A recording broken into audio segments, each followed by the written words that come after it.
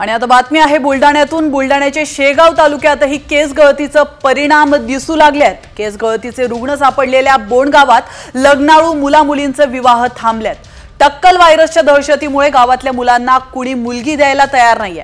दरम्यान केस गळतीच्या आजाराचे निदान करण्यात अद्याप आरोग्य यंत्रणेला यश आलेलं नाहीये।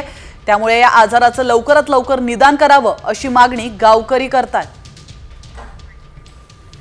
सगळे संबंध होऊन राहिले 15 दिवस झाले आमच्या गावात असं कोसळलं आहे की केस गळून पडतात आणि लग्नाला येणारे पाहुणे हे पण आमच्या गावात येऊ राहिलेले नाही।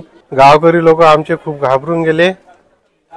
याकरता काहीतरी कारवाई करावी, हे शासनाने थांबावं, सगळ्या गोष्टी याच्यावर निवारण करावे।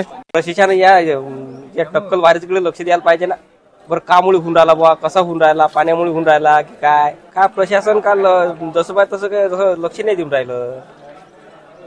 पण आमचं म्हणणं धोरण असं आहे की बुवा प्रशासन यानं लक्ष द्यावं आणि टक्कल जो व्हायरस आहे हा कमी करण्यात तसं यश मिळावं।